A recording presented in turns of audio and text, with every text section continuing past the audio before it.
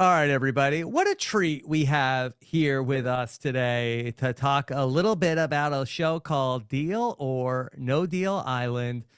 I was thinking about this earlier today. I was but 23 years old when I first saw this guy on Survivor. I said, wow, this guy is the greatest. And Something else. what Something else is something probably what you else, said. something else.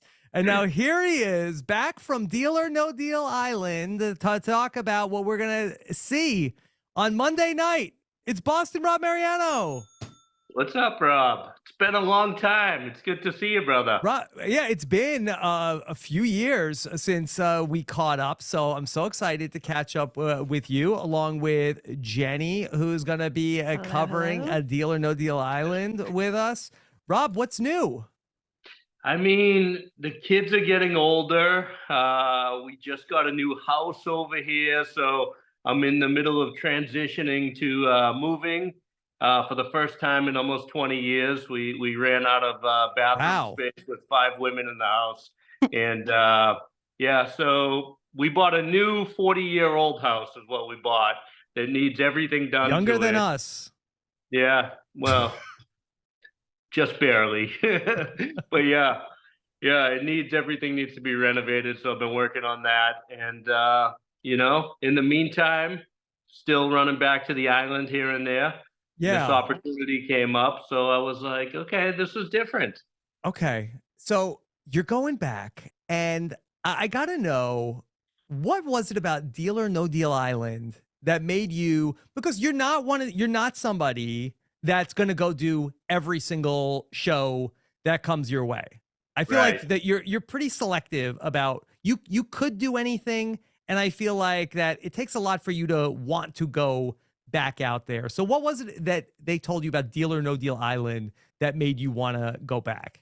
Yeah. So first of all, I've been a fan of Deal or No Deal since it came on the air many years ago. I loved watching it and everything.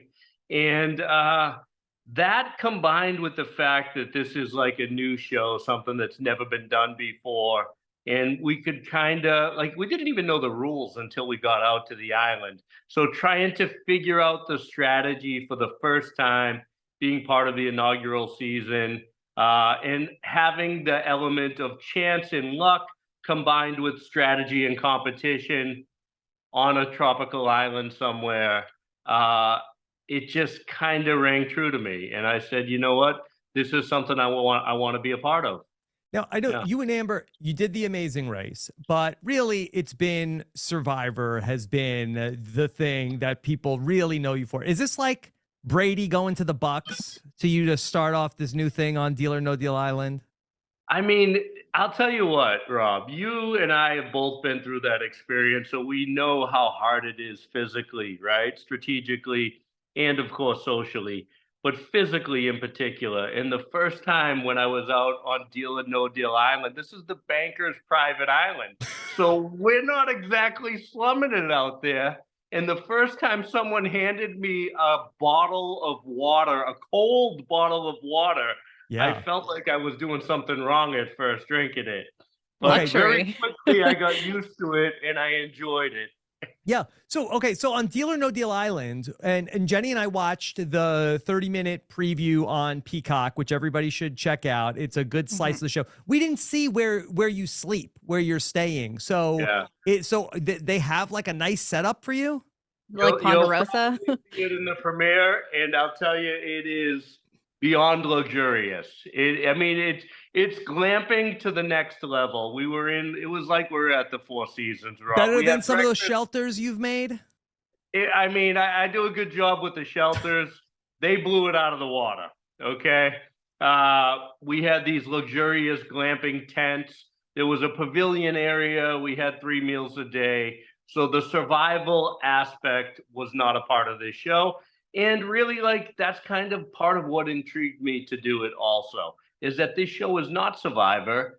It has Survivor like elements in it, but it's definitely something completely different.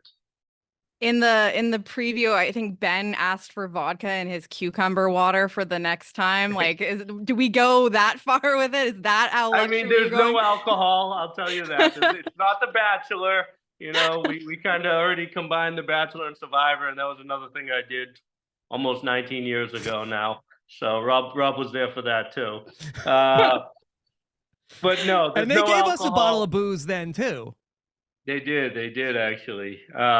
In this show, no booze, but definitely we were very comfortable in our living situation. Yeah. Yeah, there was times when I was out there on the island and I was like, this is more like a vacation than it is work. Yeah.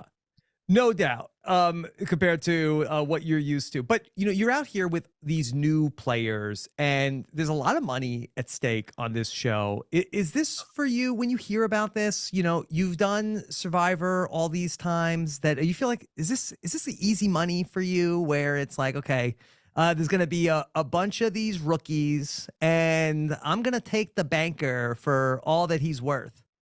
I mean, a little bit that's my thought, right? Initially, but at the same time, like I have such a reputation at this point that people have to know, you know, to come at me. At the same time, again, this is not Survivor, so it's not like an alliance where like they can gang up and vote me out. That's not a part of this show. So to be a part of something where potentially I can control my own destiny and Hmm. I have a shot, it's appealing. Also, the fact that I'm 48 years old now. I'm the guy with the gray hair. I'm Yeah. the old guy on the show. You know what I mean? Stop it. It's not gonna Uh, it's not gonna work on me. Jenny, in the first episode, already I can see they're already gonna fall for it.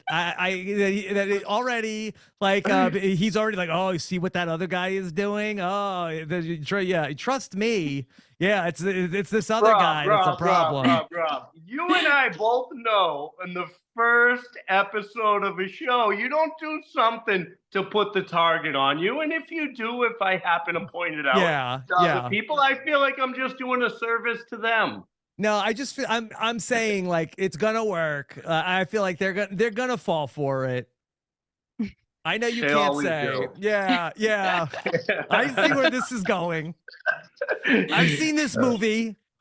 We've seen this. It's Deal or No Deal Redemption Island. Yeah. But the show looks very exciting. There's a lot of stuff going on. There's all these like helicopters and stunts and all this stuff. Is this like a dangerous show? I mean, there's definitely elements of the excursions or challenges that have risk in it for sure. Uh, you know, everybody's out there competing to win, and at the same time, like it's not going to be a cakewalk for anyone. That's for sure. Hmm. Yeah, Okay. but I mean, nobody's going to die. Okay. Thank goodness. Okay. Thankfully. Yeah. So I know you only went back to Survivor, was it 4 years ago, 5 years ago, for the Winners at War. But now, like I'm sure your kids watched along with that. But is it different now where now, your kids are getting big now and they get to watch this show play out and you all get to watch it? Like, what's that like? Yeah, it's exciting. My oldest daughter is in high school now, which is crazy to think about, right? So they're definitely more aware of it. On season 40 of Survivor, for Winners at War, they all came out. They got to go to tribal council, and that I was a forgot fun about that. experience for them. Yeah. But the two younger one don't even remember it, and even the older two, it's kind of like a little bit of a memory. I think for the first time to be able to sit down as a family and watch the show, I think they're gonna enjoy it. They already teased me that like, oh, my teacher watches, heard you're gonna be on a new show and everything.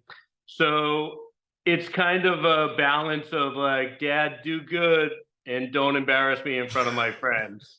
Like I know you used to do that a long time ago, but make sure you clean it up now Hmm. and don't go too nuts. Yeah. Because how do you explain, like, you get the call like, hey, we want you to come to Deal or No Deal Island, and then you have to Right. come back and tell everybody like, hey, they want me to do Deal or No Deal Island. Is there any like wait, what are you doing? No, I What? don't have to tell anyone, number one. Look I at tell you, them I'm look at going to you. do it. But Yeah. number Boss. two, I didn't tell them. I didn't tell anybody until I got back. The only person I told was Where'd they think you Amber. went? They tired that Daddy went to work. Daddy's Well, doing a probably project. Daddy's working. Okay. probably I not as did long have as to tell my Survivor. wife, and at this point, she's like, "Go ahead, go, have fun." You You're just know. like, I'm going to the store. Yeah, she knows. When are you gonna be back? 3, 4 weeks? Okay, have fun. Hmm. Yeah. Okay. Bring home It's money. kind of wild, but that's like really how it is, between, all the different projects I do and stuff. It's become like, who knew, Rob, 20 years ago? Even when you started Rob Yeah. Has a No, Podcast, you it's couldn't have crazy. predicted all these years later, all Yeah. these different shows. No, that's one of the things I wanted to ask you because that, you know, you've been in this game for over 20 years. I mean, it's going to be what, 20 years that you're married pretty soon, right? Because I know that 19. it's, We'll get to yeah. 19 first, but yeah. Well, because I know it's 20 years since Survivor All Stars just started. Like I saw that was the anniversary was February 2004. So we got it's been 20 years since that.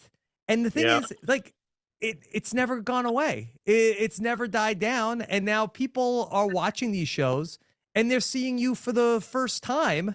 And I'm sure you get messages from people that like started watching Survivor like 2 months ago that are reaching out It's to you wild. now. It's like because of like streaming and all these shows and everything, there's like a whole new audience.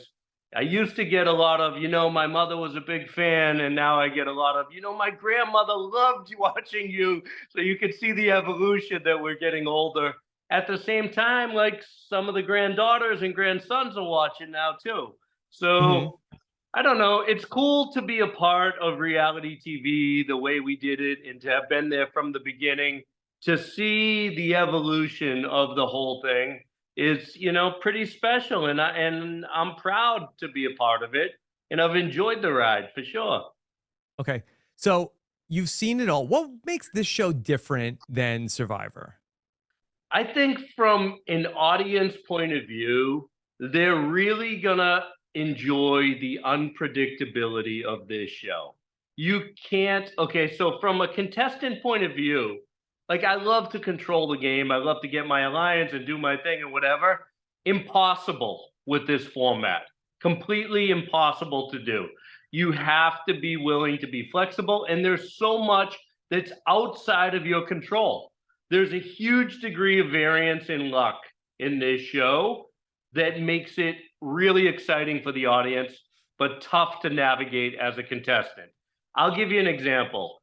The last season of Survivor, like Jeff a few years ago, he introduced the shot in the dark, and it never really plays. And last season, when it like played out at Tribal Council, everybody's jumping, including myself. I'm so excited, like, wow, that plays. That happens every single episode in this show, and you don't know what's gonna like it's just like you're rolling the dice. There's a little bit of a gamble, and I think the audience is gonna love it.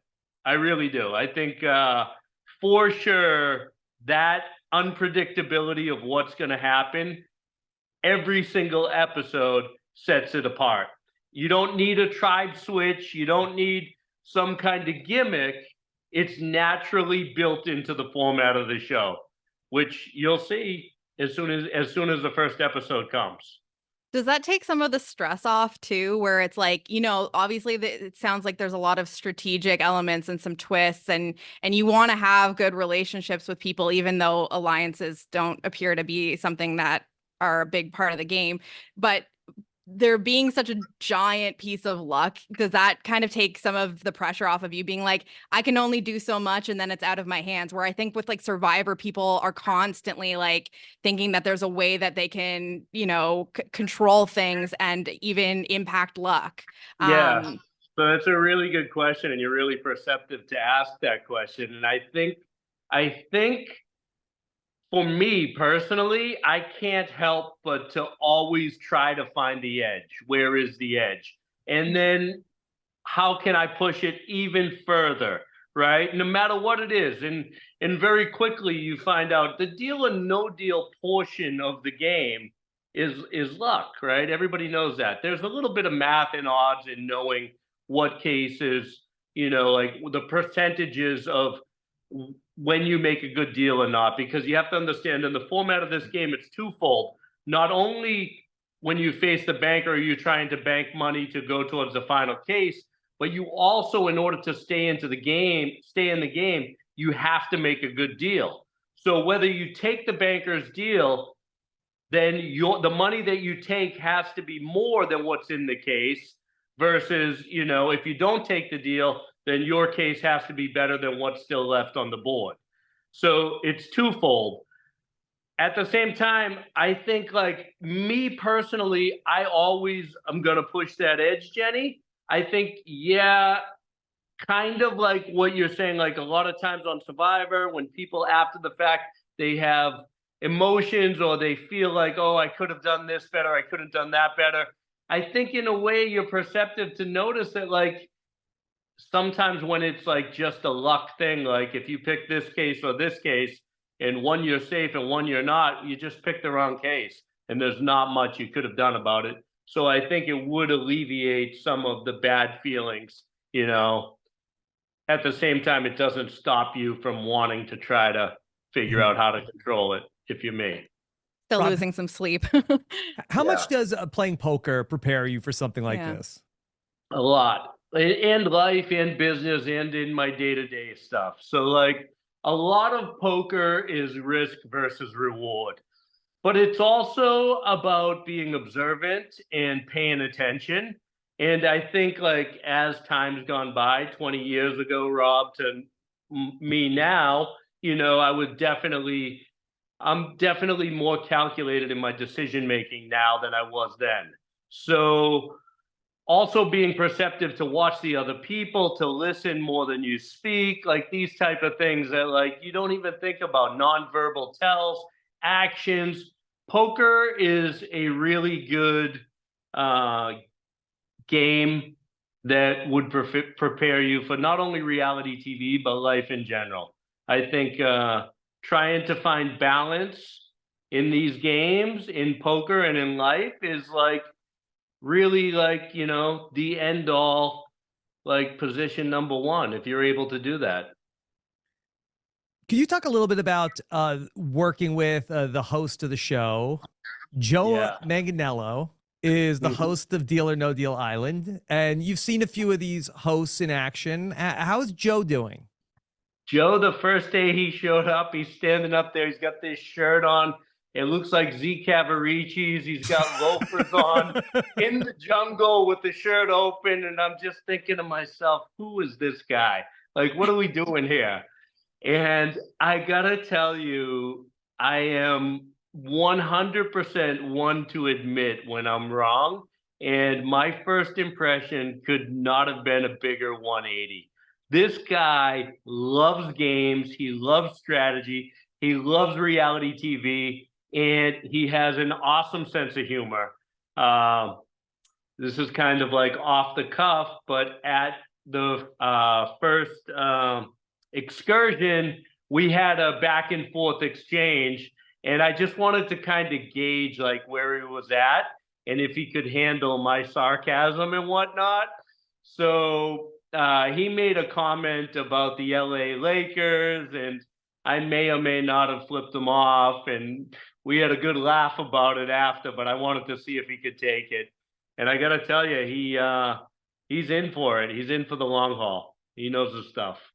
I love his fashion. I'm like ready to see all of his shirts. He's like coming out with the shirts with the tag. Do you think like that Jeff Probst needs the outfit upgrade, like ditch the blue shirt and the khaki shorts and start getting some of the Joe? I mean, listen, Jeff's an OG, man. That's his uniform. That's casual. That's It's just iconic. Like me. I'm not going out there with a new uniform. Although I did wear a black hat this time.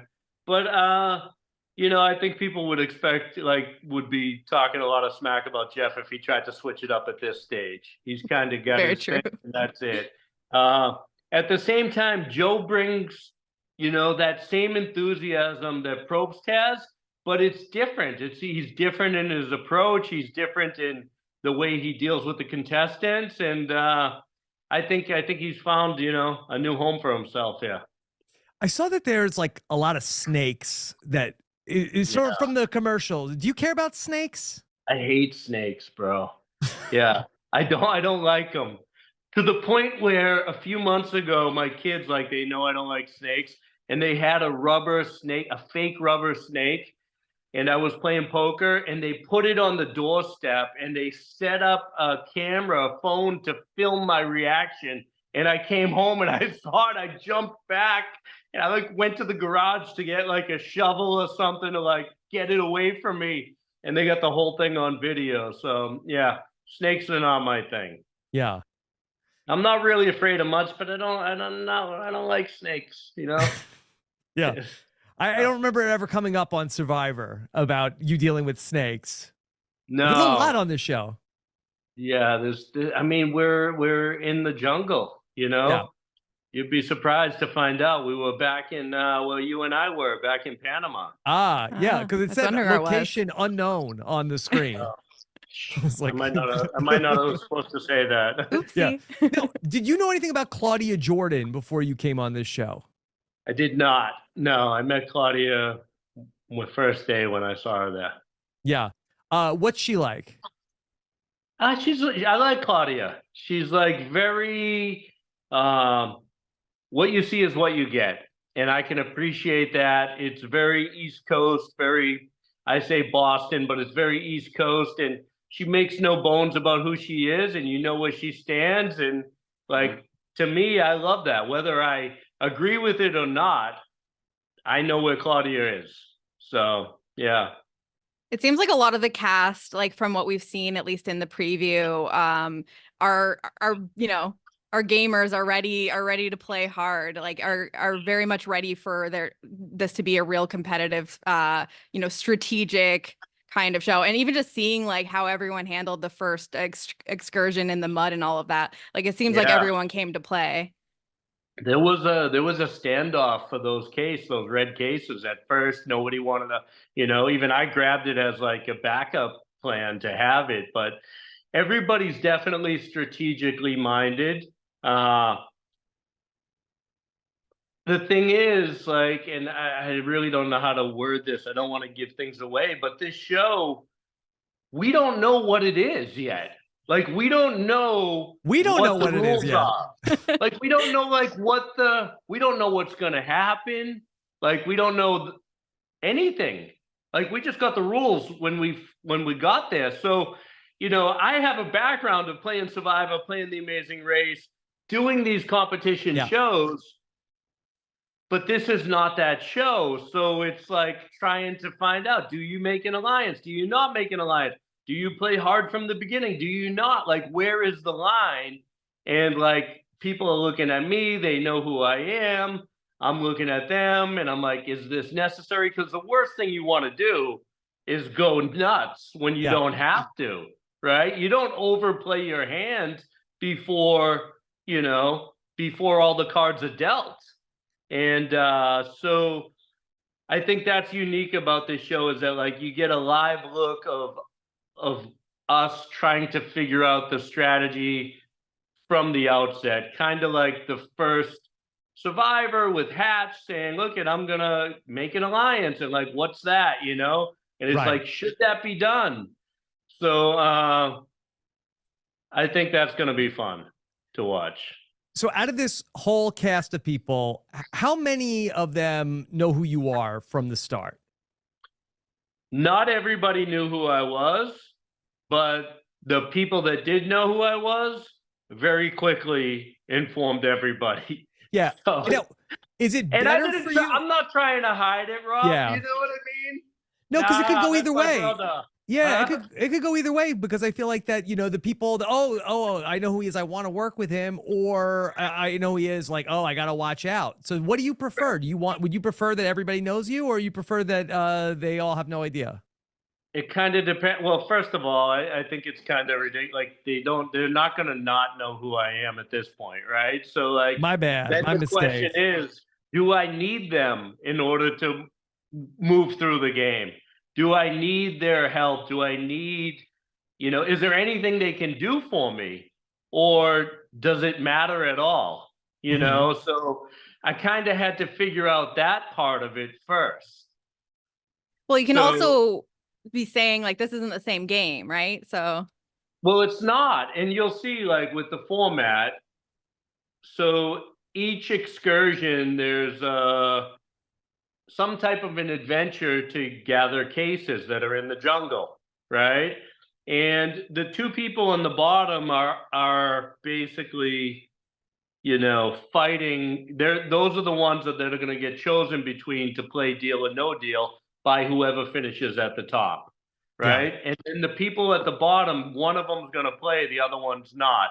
The one that plays has to make a good deal in order to stay. If they make a bad deal, then they're gone and that's it. But if they stay, then they have the ability to eliminate someone else, with the exception of the person that stayed on top. So it's like you have to weigh the risk. Would you rather, you know, be there and potentially get shot at? Do you want to take the risk and be the one to do the shooting? Would you like, obviously the best position is to not, to not be able to be taken out, but that's not always possible. So you'll see the strategy that everybody thinks is optimal and see how that potentially changes, as the game goes on. Yeah. Tell me about the banker, because I don't really understand the banker. The banker, he wants to give you money, but you're his adversary. Do you like the banker? I mean, he's got a lot of money. Yeah. Right. But he's trying to mess with you, right? Constantly. So nothing is ever what it seems. You saw the preview in the first episode. We're running through the mud to get cases. The banker says, "I got a nice spa day for you guys. Welcome to my island." And that's his joke. So he's always like, whatever twists and turns a banker's going to do, you always got to take him with a grain of salt, for sure. Yeah. At the end of the tease that we watched, it seemed like that they're gonna, at the end of the show, reveal who the banker is. I never knew this after all these years of Deal or No Deal. The banker has an identity? Maybe. I don't know. Does he? It's not the player operator, is it? The player operator, nobody ever knew who it was. That was never revealed. I thought it did get revealed. There's been a lot of speculation, but it's shrouded in mystery, Robert. Okay, Jenny, what else for Boston Rob?